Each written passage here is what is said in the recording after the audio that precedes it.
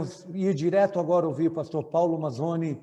Pastor Paulo Mazzoni é um homem que Deus tem usado nessa nação, um coração pegando fogo por evangelização, por evangelismo. Nesse momento de quarentena, eles estão evangelizando, fazendo, acompanhando e como igreja fazendo coisas maravilhosas. Então, pastor Paulo Mazzoni, muito obrigado por estar aqui conosco. Seja bem-vindo e a palavra está contigo, meu irmão. Muito obrigado, uma boa noite a todos. Que prazer, que alegria estar participando de um momento como esse. Como eu disse na apresentação, eu sou apaixonado, né? Apaixonado com...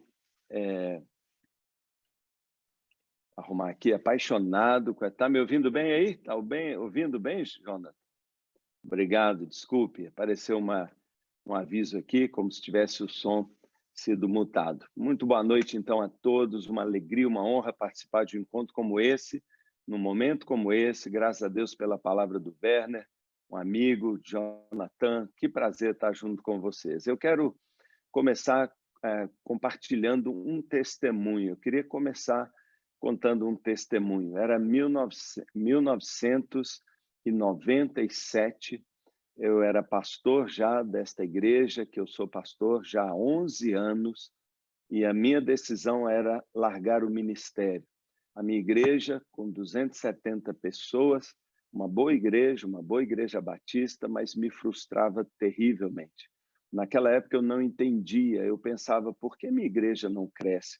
Porque parece que as pessoas não se importam com os perdidos. Eu era profundamente frustrado e com um desejo imenso de chutar o balde, de sair, de largar o ministério. E em 1997 eu fui convidado a participar de uma conferência de pastores lá no Canadá. Eu fui meio a contragosto, porque tinha ouvido coisas estranhas a respeito daquela conferência, e eu, como uma pessoa relativamente tradicional, meio amedrontada, mas tão frustrado, tão sedento, tão desapontado, com tanta vontade de parar tudo aquilo que eu estava fazendo, eu decidi ir assim, tipo, não tenho nada a perder mesmo. Eu fui para uma conferência de avivamento. Eu esperava encontrar a fórmula mágica para trazer para a minha igreja avivamento. Eu pensava em algum batismo do Espírito Santo, eu pensava em algum dom, eu pensava talvez em um movimento profético novo, e eu estava sedento e desesperado, eu fui em busca de uma renovação pessoal. Agora, o que me encantou, me surpreendeu, é que naquela conferência, à medida que o tempo foi passando, eu pensando, como eu vou voltar para casa da mesma maneira que eu vim? No final da conferência, uma irmã pediu para orar por mim, ela me identificou como um pastor brasileiro e queria orar pelo Brasil, e ela orou por mim. Quando aquela irmã fez uma oração, sabe, irmãos, eu fui tomado assim por uma experiência muito sobrenatural com Deus. Eu passei a enxergar um sonho, uma visão. Eu conto para todo mundo que é a visão da minha vida. Muitas pessoas me perguntam, pastor, qual a visão do seu ministério? Qual a visão da sua igreja? E eu conto na forma de um sonho, porque para mim foi como um sonho. E eu vi algo que marcou a minha vida e o meu ministério para sempre. Quando aquela irmã orou por mim, eu não sei o que aconteceu, eu apaguei, e imediatamente eu vi uma multidão incontável na minha frente. A ideia que eu tive é daqueles filmes épicos de uma multidão descendo uma campina verdejante, e eu vi uma multidão caminhando em minha direção. Eu olhava para a direita, não tinha fim a multidão, olhava para a esquerda. E lá ao longe, eles vinham caminhando e descendo em minha direção. Mas, surpreendentemente, o tempo passava e eles nunca chegavam. Eles andavam. Eu percebia que havia um movimento de milhares de pessoas, mas não chegavam onde eu estava. Então, eu decidi caminhar em direção a eles. E, caminhando em direção a eles, eu percebi o que estava acontecendo. Havia um abismo no meio do caminho. Naquela planície enorme havia uma fenda gigantesca, também sem fim à direita, sem fim à esquerda. E como fosse água fluindo, a multidão caía naquele buraco. Eu compreendi que aquela vala escura, que aquele abismo escuro representava o inferno. E eu vi que as pessoas caíam naquela vala, não assim abruptamente, mas em câmara lenta. E eu podia perceber ali, a cerca de 50 metros na outra margem, que as pessoas não viam o abismo. Elas caminhavam com o olhar vidrado, como se estivessem hipnotizadas, e desciam em câmara lenta diante dos meus olhos, centenas, milhares de pessoas. E eu me lembro de ver uma pessoa elegantíssima, com um terno azul marinho. Eu lembro de ver uma criancinha de camisola de flanela, com seu bonequinho de estimação, seu ursinho de pelúcia, descendo ali para aquele buraco. E eu fiquei desesperado, eu fui tomado de um desespero completo, mas pior ainda foi quando, olhando para aquele buraco negro, sem som, apenas vendo as pessoas descendo e desaparecendo, eu ouvi uma voz. E eu ouvi uma voz que marcou a minha vida e o meu ministério para sempre. Uma frase que me chocou, que me ofendeu, porque pastor já há muitos anos eu ouvi a seguinte frase: o perdido está realmente perdido. Uma frase simples, mas que gravou a minha alma desde aquele dia. O perdido está realmente perdido. Sabe por que eu fiquei ofendido? Porque é lógico que eu sei isso. Eu leio a Bíblia, eu conheço a palavra de Deus, eu conheço plenamente a doutrina da responsabilidade, do juízo de todos os homens. E eu sei que o perdido, aquele que parte desse mundo sem Cristo, sem ouvir o Evangelho, está perdido, eternamente perdido. Eu sei que pregar o Evangelho é uma questão de vida eterna ou morte eterna. Eu sei disso. Mas eu fiquei tão assustado de ouvir aquela frase, porque eu percebi que o que Deus talvez queria me dizer é: você sabe na cabeça, mas você não sente aqui no coração. Sabe, eu desesperado, eu queria fazer algo, e eu voltei daquele sonho, não sei, de uma visão, mas eu posso dizer a vocês que desde aquele janeiro de 1997, nunca mais Paulo Mazzoni foi a mesma pessoa. Eu voltei para o Brasil desesperado. Eu voltei tomado por um sentimento de urgência. Eu voltei disposto a fazer o que fosse necessário. Eu voltei para a igreja que eu pastoreava e eu descobri que eu não servia para ser pastor daquela igreja, e nem aquela igreja servia para cumprir a missão que Deus tinha nos dado. E eu entendi que tudo tinha que mudar, e nós passamos a buscar e implementar um processo que revolucionou a nossa igreja. Hoje, nossa igreja tem milhares de membros, tem plantado igrejas, tem desenvolvido, não é, processos de crescimento de igreja no Brasil inteiro, tudo por causa de uma visão. Sabe, irmãos, hoje, quando outro dia eu estava assistindo um documentário sobre as mortes e os CTIs durante agora esse coronavírus, o mesmo desespero tomou meu coração. As lágrimas encheram os meus olhos e eu relembrei de uma forma tão dolorosa aquela mesma frase: meu Deus, as pessoas estão morrendo e quem está partindo sem Cristo está verdadeiramente perdido. Sabe, quando eu voltei para o Brasil daquela experiência, eu sabia que Deus tinha falado algo ao meu coração. E um dia, lendo a Bíblia, em Marcos, no capítulo 6, quando Jesus multiplica os pães, Marcos capítulo 6, quando o milagre daquela multiplicação, quando o garoto traz para Jesus, né, oferece a Jesus 5 pães e 2 peixes para alimentar uma multidão. Naquele texto, tudo começa, aquele milagre começa, quando Jesus está ali ministrando junto com seus discípulos, já tão cansado, ele decide tomar um barco e dar uma parada, ele decide dar um descanso, ele decide atravessar o mar da Galileia para o outro lado, para fugir da multidão. Acontece que a multidão percebe a fuga, a estratégia de Jesus e seu time, e eles correm pela margem. Quando Jesus chega de barco do outro lado, lá está a multidão. E o texto, o escritor Marcos nos diz que quando Jesus viu estas multidões, viu que aquelas pessoas eram capazes de dar a volta correndo para encontrar com Jesus, e vieram mais pessoas de todas as cidades, de todos os lugares, a Bíblia diz que Jesus, vendo as multidões, teve compaixão delas, porque eram perdidas. E quando eu li esse texto, quase que explodiu no meu coração uma conexão com aquela visão que eu tinha, ou com aquele sonho, eu não sei, mas com aquilo que tinha marcado, aquela experiência de Deus que tinha marcado como um chamado para mim. Eu entendi desde aquele dia, logo que eu voltei, que o Senhor tinha colocado para mim uma palavra apenas, para que deveria ser como balizador do meu ministério para sempre. E a palavra é compaixão.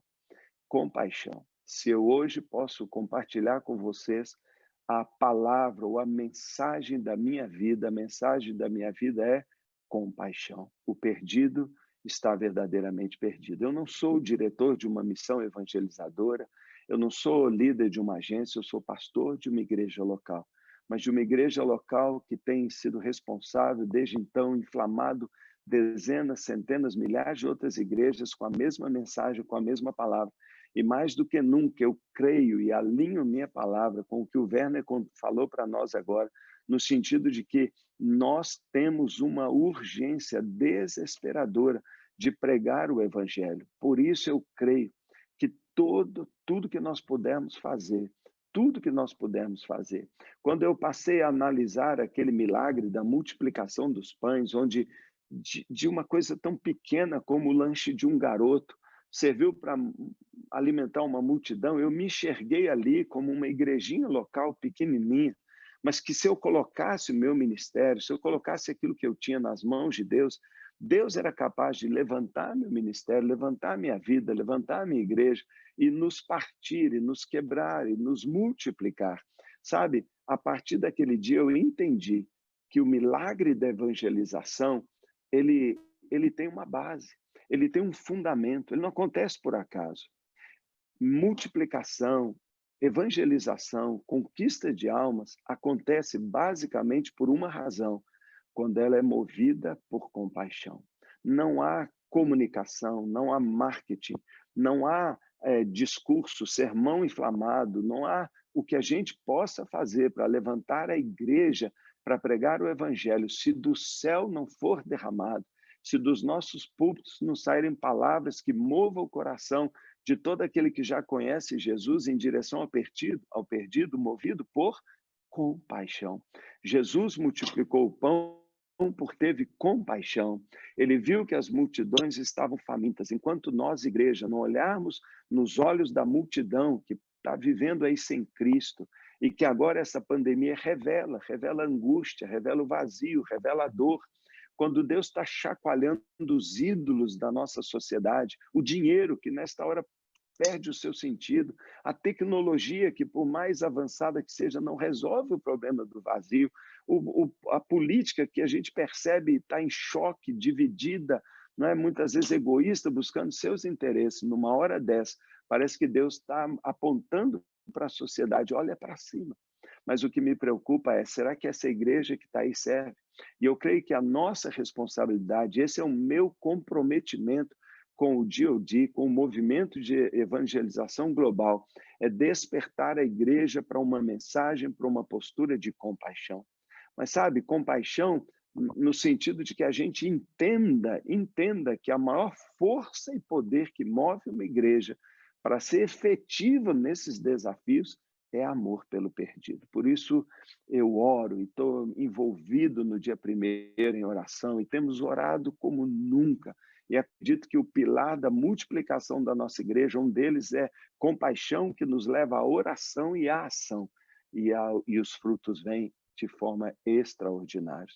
Sabe, a multiplicação de pães aconteceu porque alguém se colocou disposto a fazer um sacrifício. Foi aquele menino, aquele garoto, que entregou o que ele tinha para alimentar outras pessoas. E hoje eu chamo a minha igreja, eu chamo cada um de nós cristãos a olhar para cima pedindo a Deus, Senhor, me batiza com essa compaixão, a abrir os nossos olhos e olhar em volta e ver a multidão e perceber que elas estão famintas, exaustas, sofridas, como ovelhas que não têm pastor. Assim é a terra hoje.